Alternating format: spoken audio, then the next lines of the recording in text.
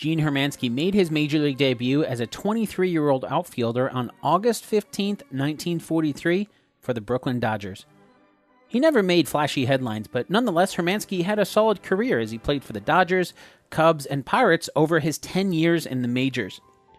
Perhaps one of the things history will remember Hermansky for most is something that history may not even remember that Hermansky did. It was something that he said to a teammate 4 years after breaking into the majors himself. His teammate was having a tough inaugural season in 1947, and although many of the players on the Dodgers didn't actually like the rookie, Hermansky stood up for him. The rookie? A man by the name of Jackie Robinson. Robinson made history when he broke the racial barrier, becoming the first black player in Major League Baseball in 1947. Hermansky, Robinson's teammate, quickly became a fan of the speedy infielder. In the 2013 movie named after Robinson's number, 42, Hermansky's quote is incorrectly attributed to Dodgers shortstop Pee Wee Reese. In fact, it was Hermansky who said, and I quote, "Maybe tomorrow we'll all wear number 42. That way they won't be able to tell us apart." End quote. Now, Jackie Robinson's number is the only number that's officially retired by all of Major League Baseball, meaning that no player can have the number 42. But in 2004, Major League Baseball took Hermansky up on his offer. Since that season, on April 15th of each year, every single one of the 750 active players in Major League Baseball wears the same number, Jackie's number 42, in honor of the impact that Jackie Robinson had on the league and the world. I'm Dan Lefebvre, and this is based on a true story.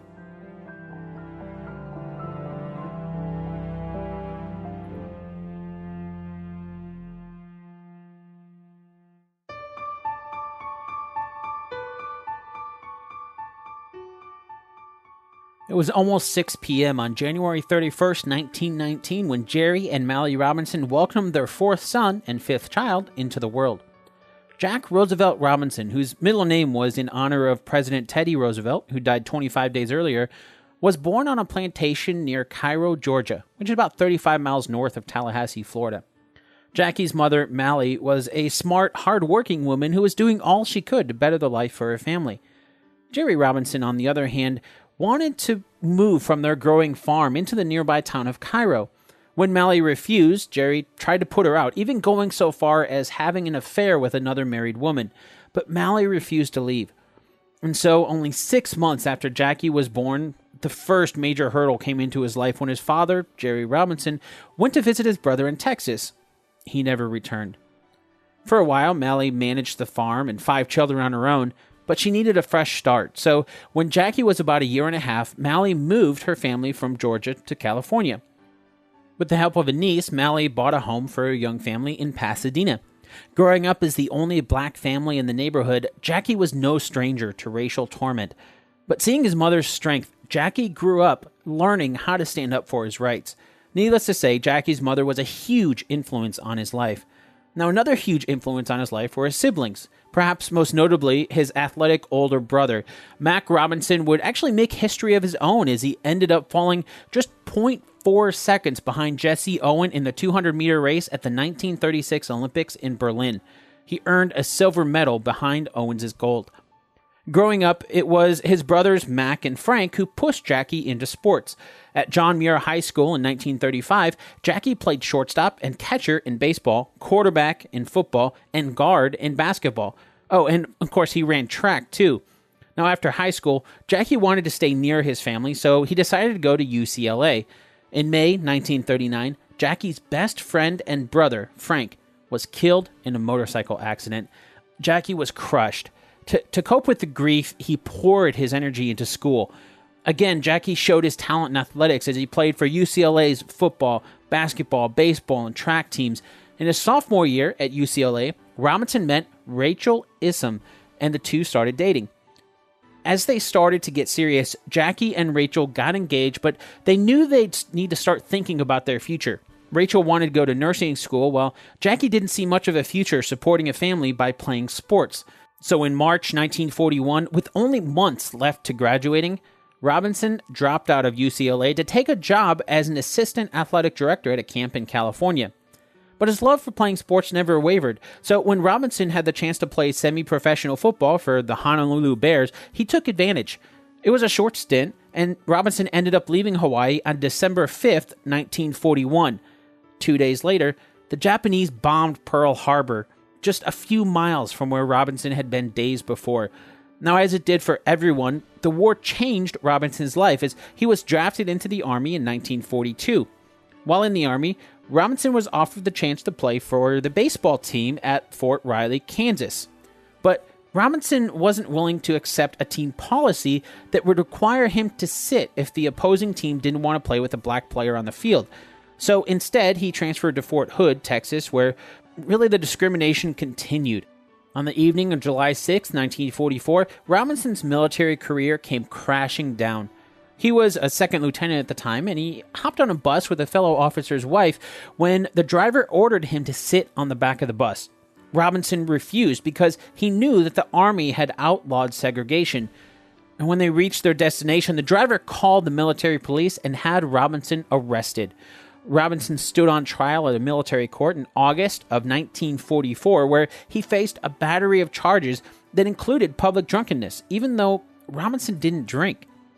The Army couldn't find any evidence of wrongdoing, and the panel of 9 officers, all of whom were white, acquitted Robinson of the charges. It was because of this court-martialing that actually kept Robinson from going overseas when the rest of his battalion, the 761st Tank Battalion, went on to become the first black tank unit to see combat in World War II. After the trial, Robinson transferred to Camp Breckenridge, Kentucky, where he met a former baseball player for the Kansas City Monarchs. Now, the Monarchs were a team in the Negro American Leagues at the time, and it was at this meeting that led Robinson to write to the Monarchs to ask for a tryout. Not hearing anything right away, Robinson went on about his life. He received an honorary discharge from the Army in November of 1944 and moved back to California to be with his then-fiancée, Rachel. In 1945, Robinson's life took a turn when the Monarchs offered him $400 a month to play for them. Now, that's about $5,300 in today's money. After much thought, he accepted their contract and began his professional baseball career. That year, Robinson batted .387 with 5 homers and 13 stolen bases in only 47 games. The ability to make some money with the Monarchs kind of boosted Robinson's morale, and it was in 1945 that Robinson tried out for his first Major League Baseball team. It was the Boston Red Sox, and they were hosting a special tryout for 4 black players, one of them being Jackie Robinson. Although really the tryouts were nothing more than a formality, and nobody made it onto the team, but it did give Jackie a glimpse into life in the majors, and that glimpse didn't look good. Now, Robinson left the tryouts utterly humiliated after he was subjected to an onslaught of racial slurs and bombardments. And as history now shows, the Boston Red Sox ended up being the very last team to break the racial barrier when they finally promoted a man named Pumpsie Green from their minor league organization in 1959. Still, the tryouts were about to have a big impact on Robinson's life because even though he wouldn't make it on the Red Sox, other teams in the majors were looking at breaking the racial barrier. Now, it was Brooklyn Dodgers president and general manager Branch Rickey, who's played by Harrison Ford in the movie 42, who ended up interviewing Robinson for a possible spot on the Dodgers roster. But unlike in the movie, Rickey didn't come up with Robinson on his own. In fact, many people considered a man named Josh Gibson to be the best black baseball player. Gibson had recently come off a season with an incredible .467 batting average with 55 homers in 137 games. But it was Wendell Smith, a writer for the black weekly paper The Pittsburgh Courier, who discussed potential prospects with Rickey and ended up influencing him to pick Robinson. In 42, Smith is played by Andre Holland. Now, in the movie 42, Robinson eventually stands up to Rickey, and these lines are actually true. Robinson said, quote, "Are you looking for someone who's afraid to fight back?" End quote. To which Rickey replied that he was looking for a player with, quote, "enough guts not to fight back," end quote. Well, Rickey knew that life wouldn't be easy for Robinson, but he also knew that Robinson could help the Dodgers win ball games. Robinson agreed to turn the other cheek to the inevitable racial onslaught, and in return, Rickey made a verbal agreement to a contract of $600 a month, or about $8,000 a month in today's dollars. This agreement would prove to be easier said than done for Robinson.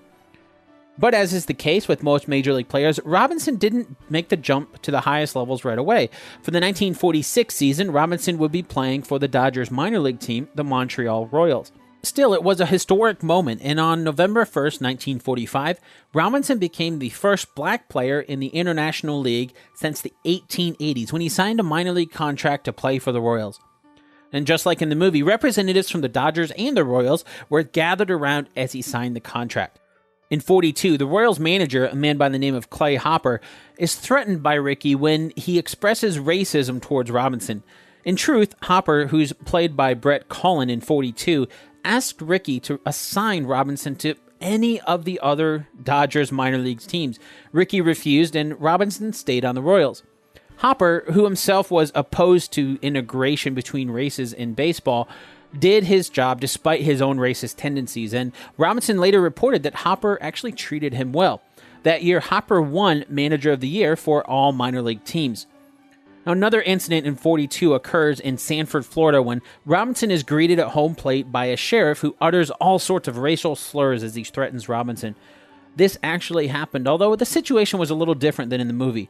This was in spring training, so players from all over the Dodgers organization were together, and Robinson actually wasn't the only black player there, as Rickey had just recently signed another man by the name of Johnny Wright in January of 1946.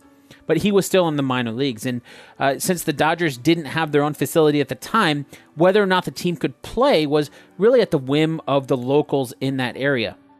So while it wasn't at home plate, the local police chief at Sanford did threaten to shut down the Dodgers' ability to play there if Robinson and Wright didn't stop training with the team.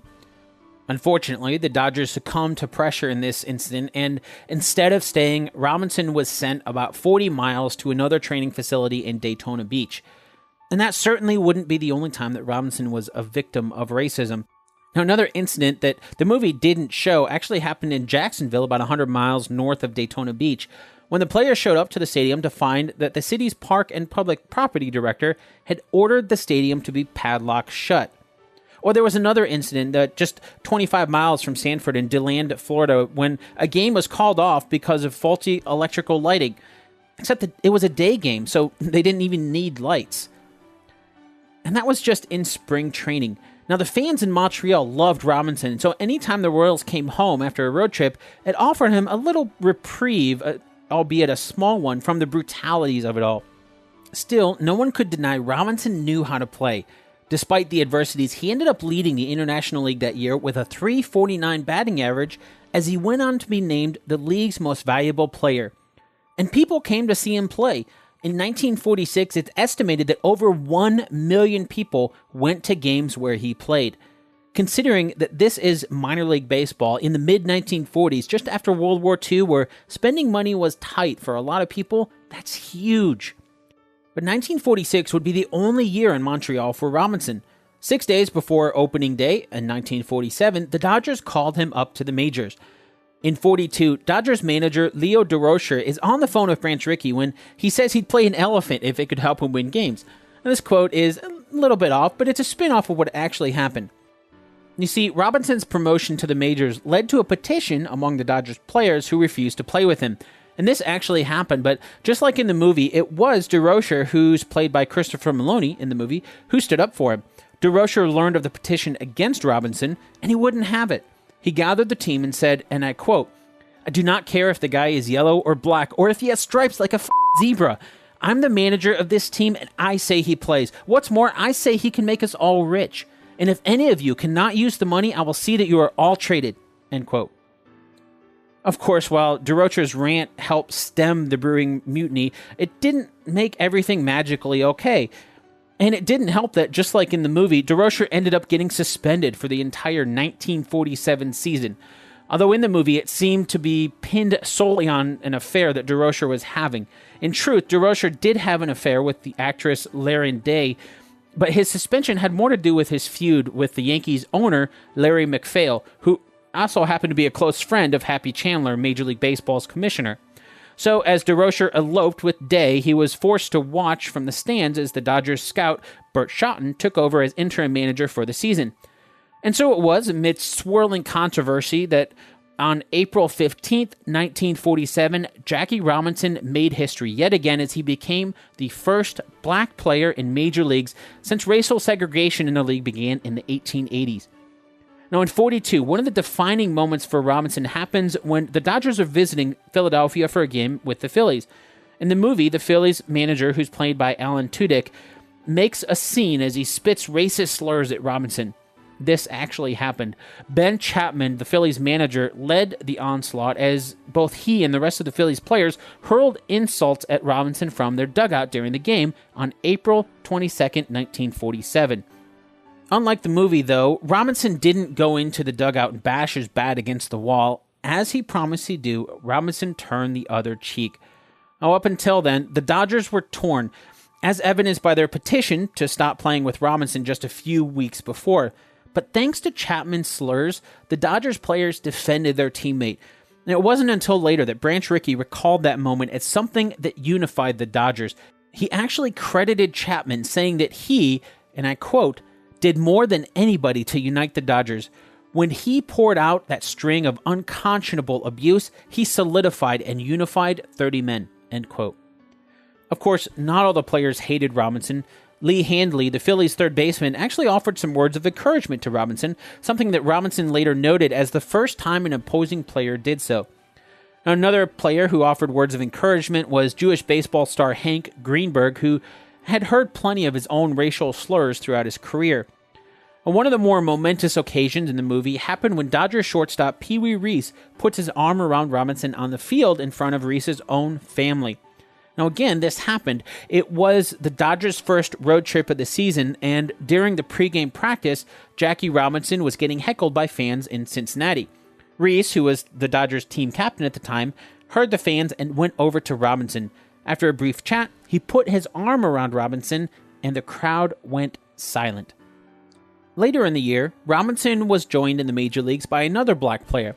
Larry Doby became the second black player in the major leagues when he joined the Cleveland Indians on July 5th, 1947, just 11 weeks after Robinson.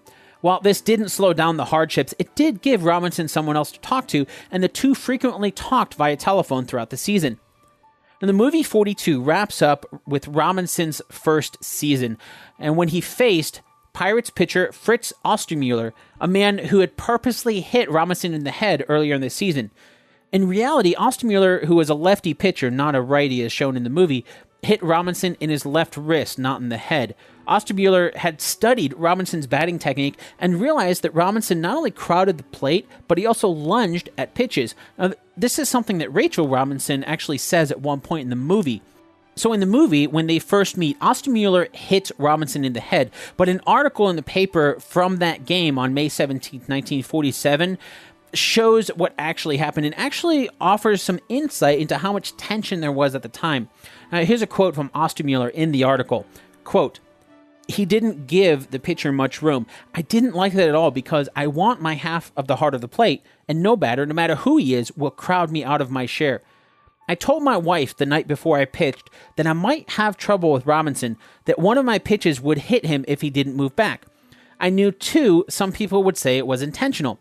It wasn't at all, but in his first trip to the plate, I hit him. After that, he moved back a couple inches and showed me some respect." End quote. This is an important distinction because the final showdown in 42 between Robinson and Ostermueller happens as the Dodgers are playing the Pirates with a chance to clinch the pennant. During the at-bat, Ostermueller, who's played by Link Hand in the movie, sums up much of the racial tension throughout the movie as he says, quote, "You don't belong here, and you never will," end quote.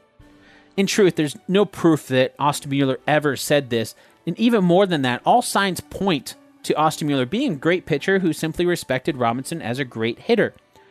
While the movie added some fiction to build tension at Ostermueller's expense, the result of the game was similar.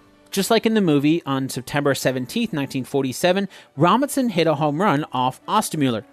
While Robinson's jog around the bases was not in slow motion like it was in the movie, it must have been a sight to behold. Robinson had a little bit of pop in his bat, but he really wasn't known for his power, so nobody expected him to hit a home run. And the home run that he hit against Ostermueller was just one of only 12 home runs he hit that year in 151 games. Now, in the movie, Hollywood made it seem like the home run won the game for the Dodgers. In reality, it didn't, but it did put the team up 1-0 in a game that the Dodgers would end up winning 4-2. And it also wasn't a pennant-clinching game, as that actually came the following day. Still, as anyone who follows sports knows, any game that you can win in a pennant race is incredibly important. Robinson ended the 1947 season batting .297 with 175 hits, including 31 doubles, 5 triples, 48 RBIs, and scoring an impressive 125 runs of his own. The Dodgers ended up losing in a tough 7-game World Series to the New York Yankees for the title that year. But coincidentally, 1947 was the first year that the major leagues decided to hand out a Rookie of the Year award for the single best rookie in both National and American leagues. Robinson won it hands down. Although the movie 42 ended with his first season, Robinson went on to have an amazing career. The next year, 1948, racial pressure eased just a little bit more as more black players joined the major leagues. One of the most notable being Satchel Paige, who became the oldest person to debut in the major leagues when he joined Larry Doby on the Cleveland Indians on July 9, 1948, just 2 days after his 42nd birthday. For Robinson, his career would lead him to becoming the highest paid Dodger in 1950 with a salary of $35,000. That's about $465,000 in today's dollars. Now, he had a batting average of .328 that year with 99 runs scored and 12 stolen bases. Also that year, the Jackie Robinson story was released. It was a film where Robinson played himself in Hollywood's first telling of his motivating story. While the Dodgers didn't win the title in Robinson's rookie year that's portrayed in the movie, 8 years later, Robinson and the Dodgers would have a rematch when they faced the New York Yankees in the 1955 World Series. Again, the series went to a full 7 games, and even though Robinson didn't play in Game 7 due to a manager's decision, this time it was the Dodgers who came out on top, giving Robinson his first and only World Series championship. Robinson played one more season, retiring from Major League Baseball on January 5, 1957, at the age of 37. With Rachel faithfully by his side, Robinson continued to break down racial barriers after his baseball career. He became the first black analyst for ABC's Major League Baseball Game of the Week telecasts, and worked as the first black vice president of a major American corporation when he worked for the Chock full of Nuts Company from 1957 to 1964. Jackie Robinson made his final public appearance on October 15, 1972, when he threw out the ceremonial first pitch before Game 2 of the World Series that year. Accepting a plaque in honor of the 25th anniversary of his Major League debut, Robinson said, quote, "I'm going to be tremendously more pleased and more proud when I look at that third base coaching line one day and I see a black face managing in baseball," end quote.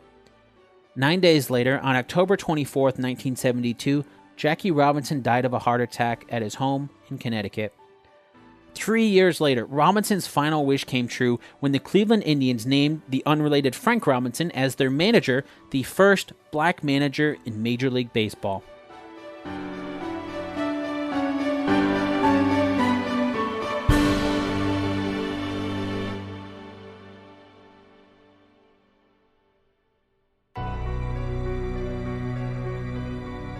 This episode of Based on a True Story was written and produced by me, Dan Lefebvre.